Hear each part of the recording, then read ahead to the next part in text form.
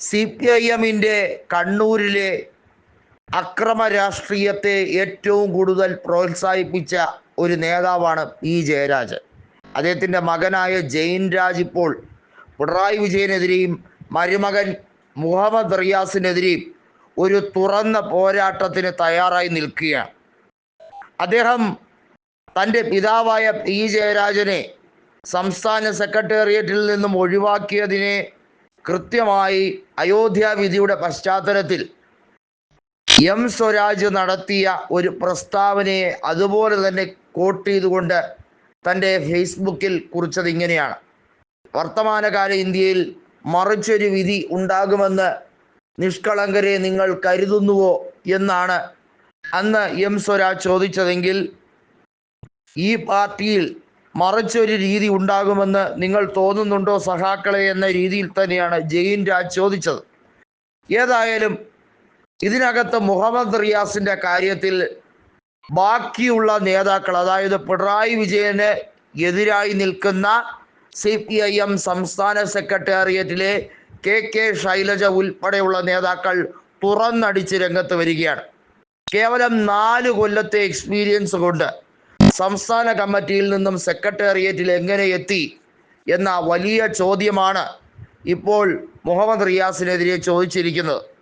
K Shailaja 27 കൊല്ലമെടുത്തു സംസ്ഥാന കമ്മിറ്റിയിൽ നിന്നും സെക്രട്ടേറിയറ്റ് അംഗമാകാൻ. കൃത്യമായി വനിതകൾക്ക് പ്രാധാന്യവും റിസർവേഷനുമുള്ള സാഹചര്യം CPIM-ൽ ഒരുക്കുന്നില്ല. ആകെ സംസ്ഥാന സെക്രട്ടേറിയറ്റിലുള്ള ഒരേ ഒരു വനിതാ നേതാവ് കെ ശൈലജയാണ്. മറ്റാർക്കും ആ ഒരു രീതിയില്ല. PK ശ്രീമതിയുടെ പ്രായം 75 തികഞ്ഞതിനെ തുടർന്ന് അവരെ ഒഴിവാക്കിയതിനെ തുടർന്നുള്ള പശ്ചാത്തലത്തിലാണ് കെ ശൈലജയെ സംസ്ഥാന സെക്രട്ടേറിയറ്റിലേക്ക് വനിതാ പ്രാതിനിധ്യം എന്ന രീതിയിൽ എടുക്കുന്നത് എന്നാണ് പൊതുവിൽ പറയുന്നത്.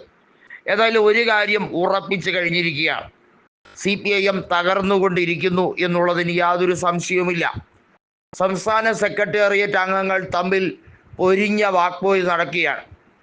സുധാകരൻ പറഞ്ഞതുപോലെ 75 തികഞ്ഞാൽ വീട്ടിലിരിക്കണം, പിന്നെ എന്തിനാണ് നിങ്ങൾ മറ്റുള്ളവർക്ക് വഴിമാറാതെ ഇങ്ങനെ കടൽ കിഴവന്മാരായി ബാക്കിയുള്ളവർക്ക് തലവേദനയായി നിൽക്കുന്നതെന്ന് ചോദിച്ചു. ബംഗാളിലെ സാഹചര്യം അറിയാമല്ലോ എന്നാണ് കടകംപള്ളി സുരേന്ദ്രൻ ചോദിച്ചത്. അവിടെ 70 80 വയസ്സായ ഓരോ കിഴവന്മാരും മത്സരിച്ച് ജനങ്ങൾ മടുത്താണ് ആളുകൾ CPIM-നെ മരുന്നിന് പോലുമില്ലാതെ തൂത്തെറിഞ്ഞത്. അതേ രീതി തന്നെയാണ് കേരളത്തിലും സംഭവിച്ചു കൊണ്ടിരിക്കുന്നത്. പിണറായിക്ക് അധികാരത്തിൻ്റെ ആർത്തിയാണ്. വീണ്ടും വീണ്ടും വീണ്ടും മത്സരിച്ചിട്ടും മതിയാകുന്നില്ല.